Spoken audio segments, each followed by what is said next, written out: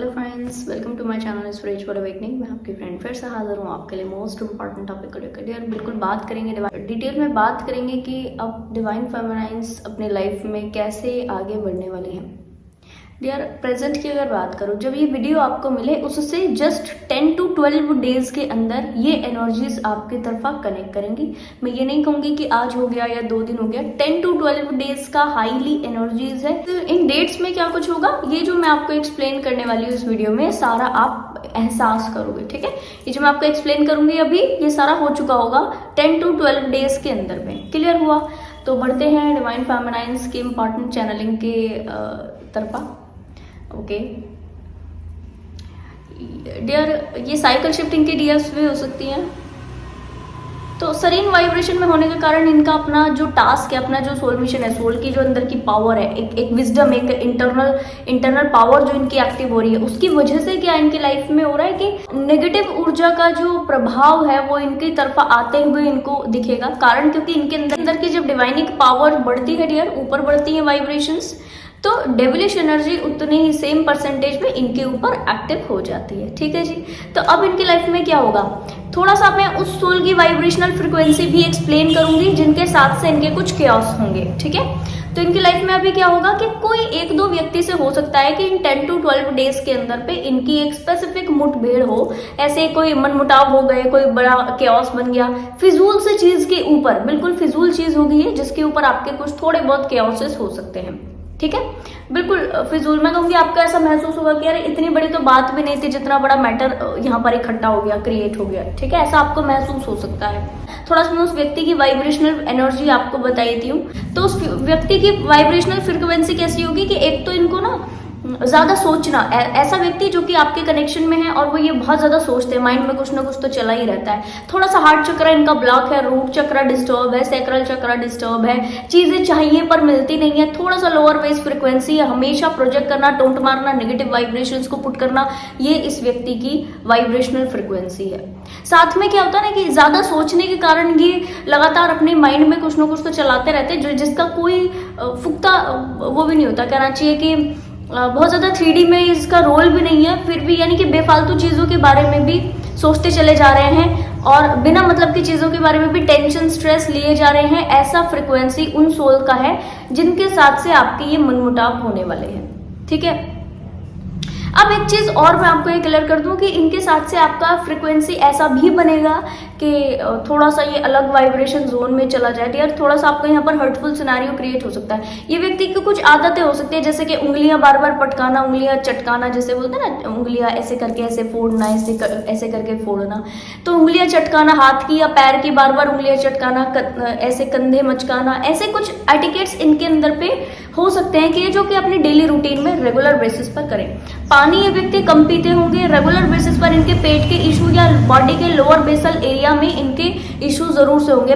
इनके पैरों से रिलेटेड कुछ इश्यूज इनके हो सकते हैं या पेट के कुछ इश्यूज इनको हो सकते हैं। ठीक है, अब ऐसे व्यक्ति के साथ से आपके इस वक्त में जो ये एनर्जीज निकल करके आ रही है डियर, वैसे तो आप इस व्यक्ति से लिटरली बहुत समय से कनेक्टेड हो। ठीक है, ये आपका इस व्यक्ति के साथ तो पास्ट लाइफ का कनेक्शन मुझे बाकायदा नजर आया था। और मैं आपको ये भी क्लियर कर दूं कि कुछ सोल्स के लिए तो इस लाइफ टाइम में इन्होंने आपको इसलिए भी ट्रिगर किया, इसलिए भी चूज किया ताकि आप जो है अपनी अवेकनिंग के जोन में कंप्लीटली टैप कर सको। तो आपकी अवेकनिंग में भी इनका बड़ा रोल है। ठीक है जी। तो यस, ऐसे सोल के साथ में आपका कनेक्शन क्यों हो रहा है, और ऐसा कनेक्शन जिसमें थोड़ी सी लड़ाई झगड़े बन जाए, थोड़ी नेगेटिविटी बन जाए, ये क्यों हो रहा है? ताकि डियर देखो, आप बड़े लेवल की हीलिंग आप कर चुके हो, आप बहुत पॉजिटिव वाइब्रेशन में आ चुके हो। ठीक है, आपकी इंटरनल वाइब्रेशनल फ्रिक्वेंसी में अब आप सामने से अगर देखोगे तो ऐसा आपको कुछ मिलेगा नहीं जो कि बाकायदा अभी भी अनहील्ड पड़ा है। अगर आप देखोगे अपने सेल्फ को शीशे में देखो, अब देखो, तो आपको कुछ भी ऐसा नहीं मिलेगा कि जिसको आप हील करो अभी भी, है ना।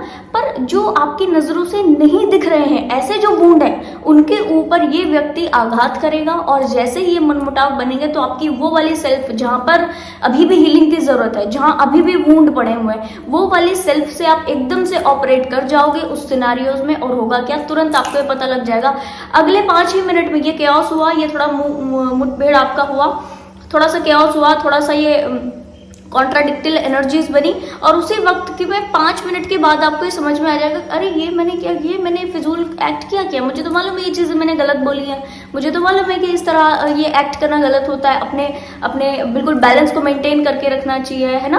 पर फिर भी मैं ऐसा कैसे कर गई, फिर भी मैंने ऐसा कैसे प्रोजेक्ट कर दिया, ये आपको अपने ऊपर हैरानी हो सकती है।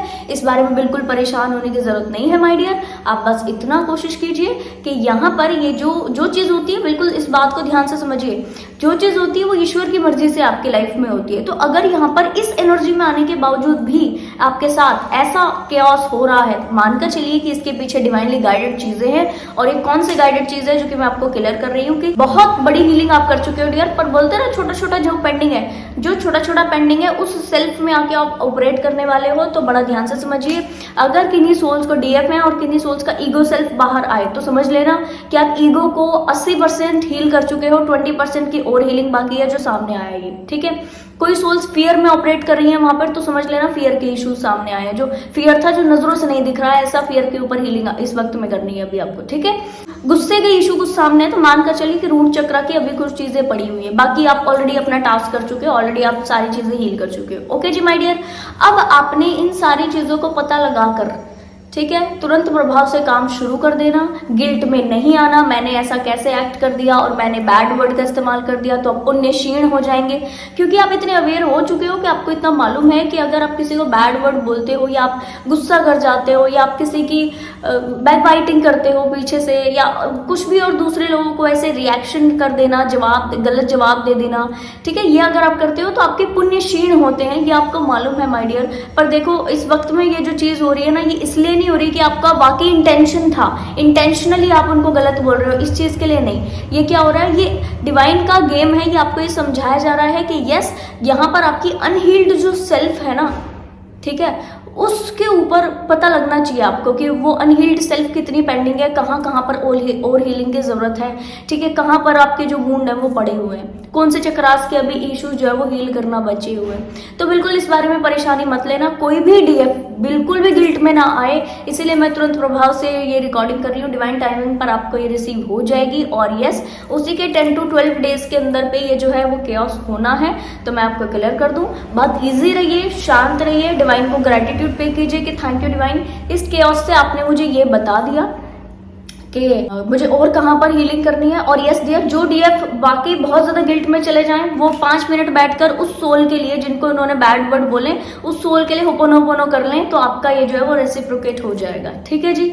बिल्कुल गिल्ट में आने की जरूरत नहीं है, मैं इसलिए बार बार आपको कह रही हूँ क्योंकि लिटरली मुझे बहुत सारी सोल्स एकदम से गिल्ट में आती हुई नजर आई थी। और आप समझिए कलेक्टिव की वाइब्रेशन को आप शिफ्ट करते होते हो डियर, कलेक्टिव की वाइब्रेशनल फ्रिक्वेंसी पर असर पड़ता है जब एक सिंगल डीएफ जो है वो गिल्ट में जाती है या किसी नेगेटिव इमोशनल वाइब्रेशन में ऑपरेट करने लगती है, ठीक है जी। इस वीडियो के रिगार्डिंग किसी को भी कोई भी क्वेश्चन हो तो वो मुझे आप कमेंट सेक्शन बॉक्स में लिख दीजिए, पर्सनल सेशन के लिए आप मुझे मेल कर सकते हैं, ठीक है जी। तो आई होप कि वीडियो आपको इन्फॉर्मेटिव लगी होगी, पसंद आया तो लाइक कमेंट शेयर सब्सक्राइब जरूर से कीजिएगा। मैं आपको मिलूंगी नेक्स्ट वीडियो में, तब तक के लिए bye bye, take care, stay blessed.